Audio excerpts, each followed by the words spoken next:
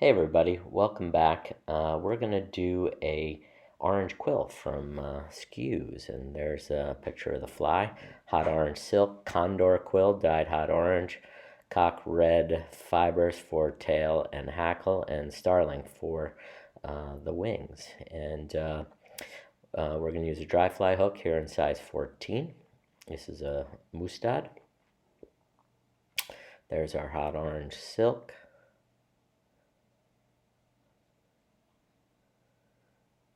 And the red, bright red rooster hackle.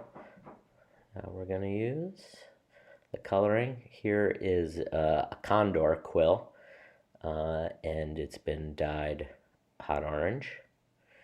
And here's the Starling primaries that I took slips from, and there they are together. He uses 2 on each side, so four altogether. We'll start the silk just a little bit behind the eye, wrap back in touching turns, cut that off, and there's always a little bit of some stubble there, so just cover that over, and this is going to be the base for our wing. I'm just sort of judging where I'm going to put that wing.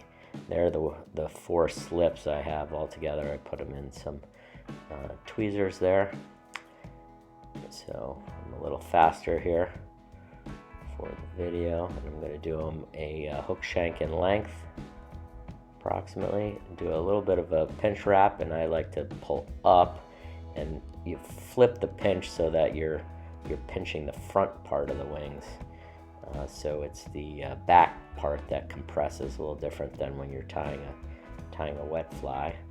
I'm going to cut those as close as I can. Wings are super hard. I'm for sure not the best at it, so there's way better videos to see other people doing that than me. But again, for me, these are fishing flies, so that wing's not going to stay beautiful very long, I hope, anyway.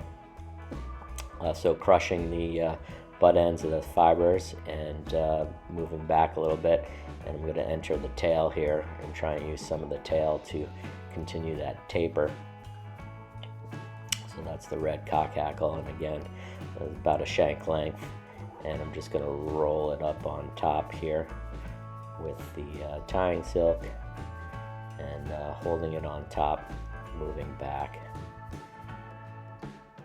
judging there.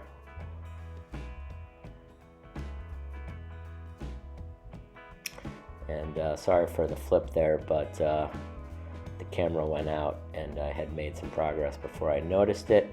But basically I moved forward, tied in the Condor quill, and moved up to where I'm going to end the Condor quill, and now I'm wrapping it in touching turns. The Condor quill is actually a feather that is stripped. The feather fibers are stripped, and like a quill-esque type of feather, and then this like skin, if you will, of the stalk is peeled off, and the inside removed. So some of these this was a gift from another angler who had gotten them when they were legal, or from a vintage collection, I'm not actually sure. Some of them are stripped a little closer than others. We'll see at the end. This one's a little bit close. We'll see at the end one that's a little fuzzier. This is the red hackle we're going to use, and I'm just pulling up those wings and putting some, a little bit of a thread dam in front to raise them up a little bit. And I have some rough fingers, so of course I, probably further mess these things up. And then we're going to divide them, try and put 2 on each side. And Skues talks about putting X wraps to separate the wings. And I caught some fibers there.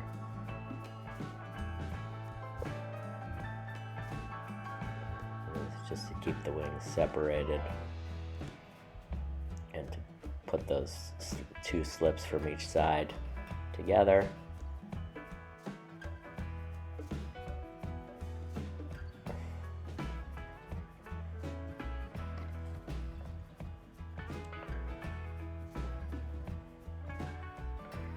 And of course, a couple fibers there came off the back of the near side there. So let's see if I can marry them back. It's not gonna happen.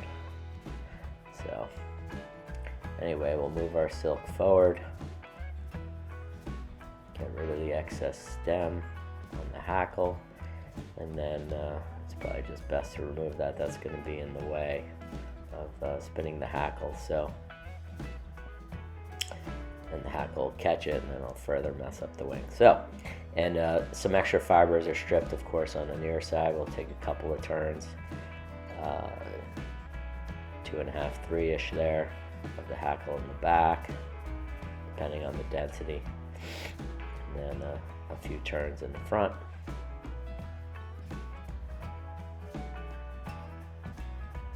And then we'll catch in that hackle. Skues talks about this fly as being great for a BYO hatch, blue-winged olives, and he confesses to having absolutely no idea why this fly works. He discovered it by accident on the Itchen, and has continued to have success with it during blue-winged olive hatches, particularly in the evening. You know, when the hatches on his streams were most abundant from June onward through the season, and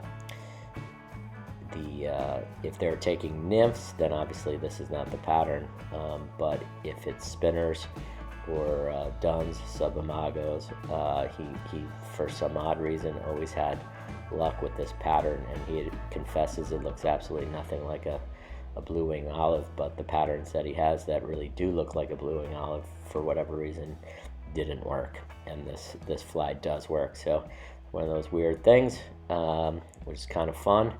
And so I thought I'd tie it up. Seemed interesting. There you can see a little bit, sorry it's a little blurry, but a little more fuzz. And thank you so much, and take care. We'll see you soon.